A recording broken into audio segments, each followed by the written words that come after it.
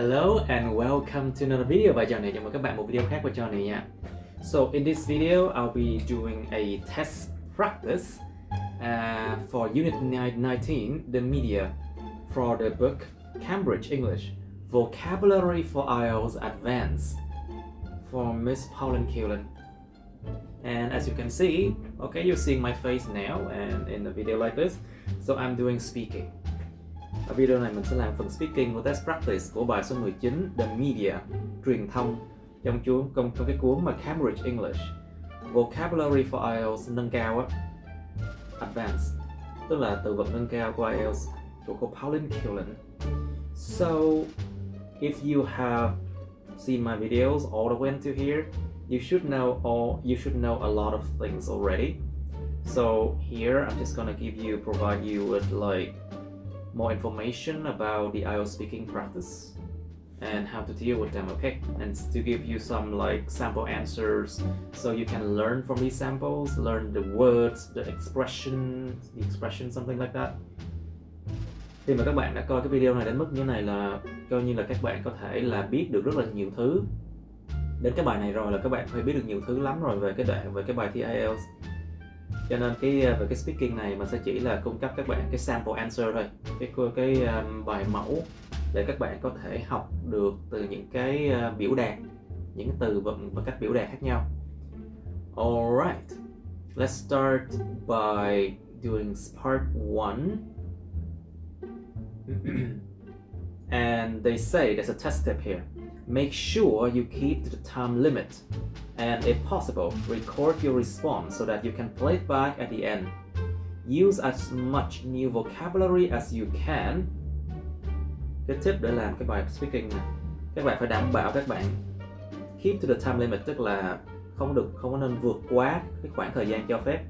Và nếu có thể thì là ghi âm lại cái bài mà nói của mình để mà các bạn có thể mà chơi lại cái bài ghi âm đó, chơi lại cái đoạn ghi âm đó ở lúc khúc cuối. Thì các bạn có thể dùng càng nhiều từ mới càng tốt nha. Mình đang tuyển sinh 2 lớp sau đây. Một thứ 2, thứ 4 và thứ 6 lúc 7:30 PM đến 9:30 PM, trình độ luyện đề. Lớp học tối đa 6 đến 7 bạn và học online mình trực tiếp hướng dẫn sửa bài writing và speaking. Yêu cầu đầu vào, ít nhất 5.5 IELTS hoặc vượt qua yêu cầu của bài kiểm tra đầu vào, mình sẽ test các bạn. 2, thứ 7 và chủ nhật lúc 3 PM đến 5 PM, trình độ Basic 1. Lớp học tối đa 6 đến 7 bạn và học online mình trực tiếp giảng dạy. Yêu cầu đầu vào, ít nhất 3.0 IELTS hoặc vượt qua DC yêu cầu tối thiểu lúc làm test đầu V. Hiện còn lớp Basic 2 nữa, hiện các bạn trong lớp đó đang học vào thứ 3 và thứ 5 lúc 5.30 PM đến 7.30 PM thì nếu bạn nào test trình độ phù hợp DC thì mình đưa vô luôn, cỡ 5.0 là ổn. Inbox mình hoặc comment bên dưới nhé. Học phí có ưu đãi mùa dịch Covid. Yeah, let's do speaking now. Number 1. Do you work or are you a student? I'm working now as a freelancer in my daytime. However, during the evening, I attend courses in order to improve my skills. So you can say that I'm both a student and a worker. Number 2. Question number 2. Is it important to enjoy what you do? Why or why not? I think it's very important to enjoy what you do because in my opinion, if someone does not enjoy what they do, they will just work for the money, to make ends meet, or just to pass time, and the work quality will probably be mediocre. Not excellent, of course, since the person does not have the passion to improve what they do. Question number 3. Do you spend a lot of time with other people where you work or study? Why or why not?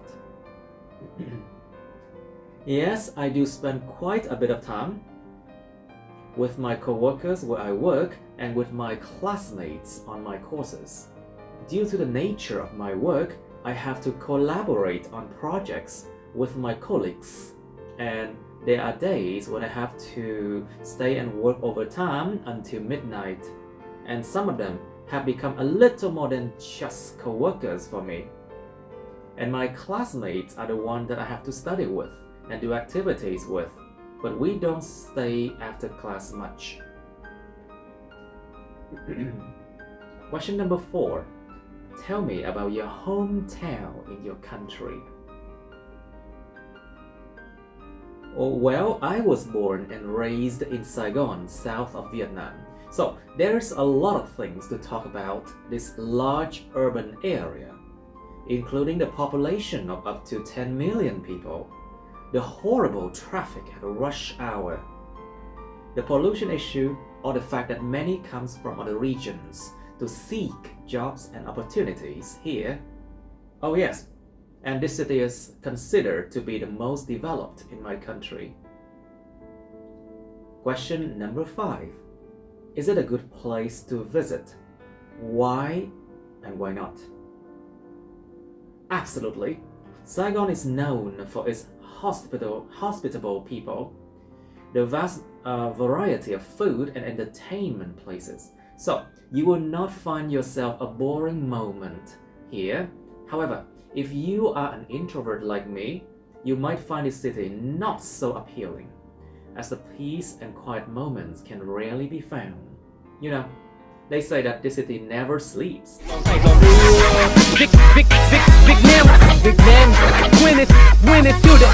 Saigon không bao giờ ngủ bởi vì tiền không bao giờ đủ. Question number 6. What would you improve about your hometown? Why not? Well, if I have to make a choice to improve my current city, I would surround the area with fruit-bearing trees such as orange, lemon, all the citrus plants, so that the temperature would drop thanks to the shade and the air would definitely be more fresh to breathe. How come? Well, the city is laden with trucks, motorbikes and cars at all times. So the air is normally very polluted, and also we do not have adequate trees and plants. So it often gets very hot during the lunchtime. Question number 7. How often do you send letters or emails? I guess I do not often send emails at all, as the nature of my work demands me to be online most of the time on social media websites. So I do find chatting and texting a much better alternative to sending emails. About letters, well, I wonder why that mode of communication hasn't disappeared yet. This is the 21st century already. So, of course, I do not send letters. Question number 8. Do you prefer to write to someone or speak to them on the telephone? Why? I do prefer to write to someone in the form of texting on phone apps, due to the fact that all of the messages will be saved and I can look back at any time I want. Besides, these days most companies do telemarketing on the phone, so it can get incredibly annoying when you can get up to 50 calls per day trying to sell you something. But that doesn't mean I would say no to speaking on the phone though. We are human, and we need, and there is a need for vocal communication, and the need for vocal communication is still there. Part 2.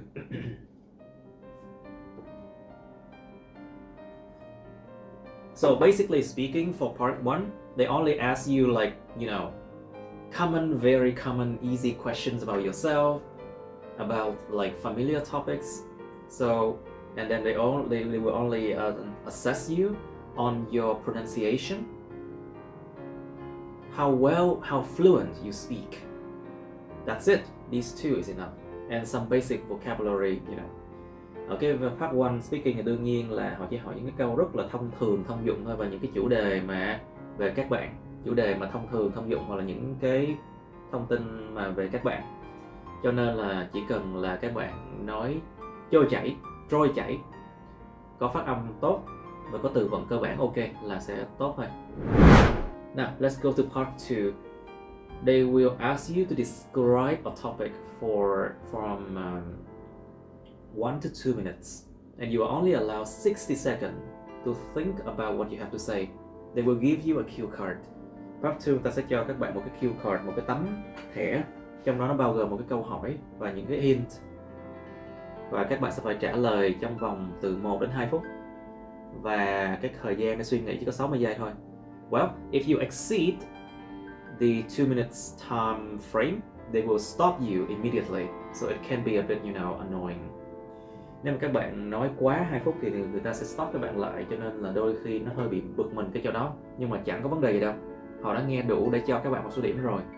So if you are stopped when you are talking, don't worry about it, because the examiner have heard enough to give you a sufficient band score, a good enough band score. Don't worry about being stopped, okay?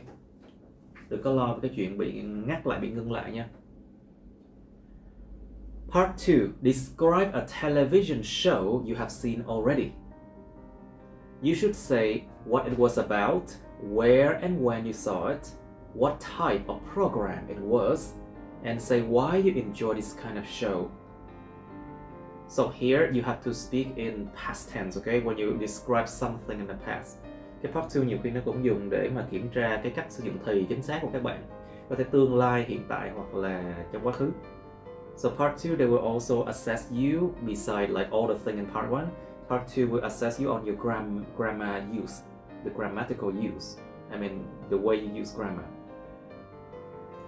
Like past tense, future tense, present tenses. Well, I recently watched a TV show called Who Will Become the Millionaire, and it's one of the most popular shows in my country.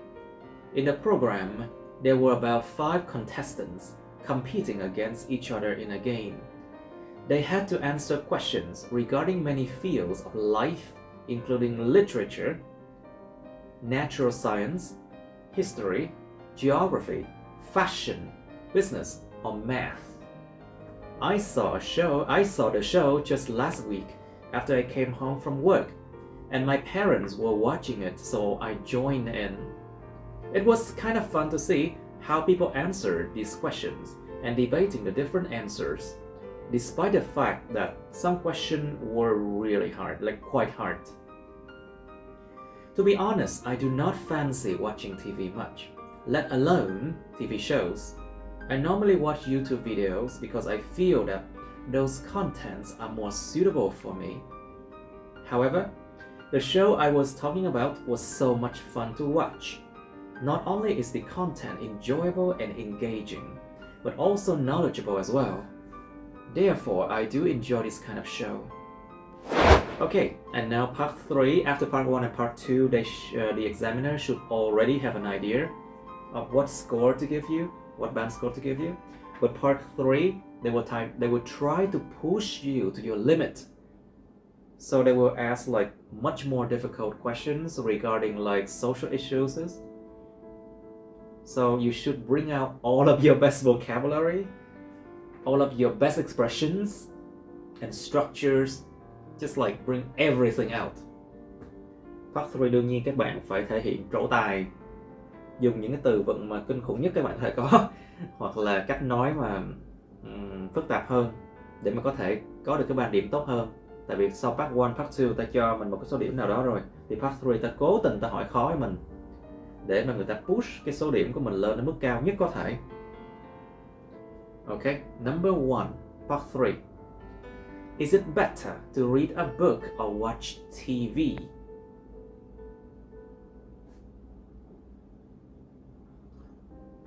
Well, I guess it depends on personal preference. But for my case, I think reading a book or watching TV can serve the same function of getting the knowledge and entertainment. However, when holding a book in hand, a reader can have the opportunity to think about what he or she just read, to analyze it, or to question the ideas in the book in more details, which is usually not the case when it comes to watching TV, because when staring at the wide screen, the audience can just passively observe the show, which is usually fast-paced, and the possibility of deep thinking is almost non-existent. On the other hand, I guess people who are extroverts would prefer to watch TV rather than spending their leisure time with a book, which is traditionally an activity of introverts. I might be wrong though. Question number 2. Is it important for children to have books at home? Well, as far as I know, books are considered to be of utmost importance in the early education of children, according to most experts. By learning to read books and to comprehend ideas, children are taught patience, how to concentrate better, how to calm down, and not let their energetic nature rule over their behaviors, which are essential in their education and future work life. I have personally seen cases when people are not used to reading books. Well, they have a relatively short attention span and also tend to be hot-tempered and impatient.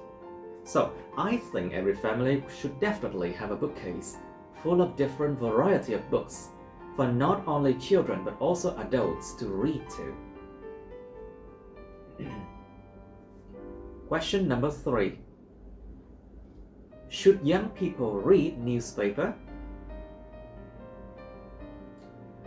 Well, together with books, newspaper is also a good source of information, updated data on a daily basis, if I can put it that way.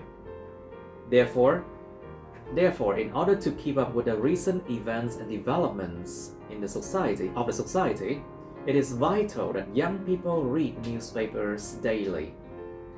Also, similar to what I have said before with book reading, it promotes patience and concentration, as well as deep thoughts about things that happen, thus help shaping a generation of deep thinkers, not shallow ones. However, these days people mainly read articles online, and thus the time devoted to reading printed materials is getting shorter and shorter. But I don't think we should be worried about it, as ebooks is a popular option as well, so people can still read.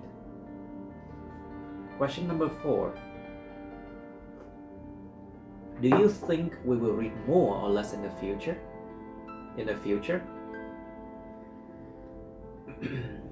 As I can see what's going on with our mass media and how people are dealing with information, they are opting for fast-paced videos, short articles, and anything quick, rather than choosing books or newspapers.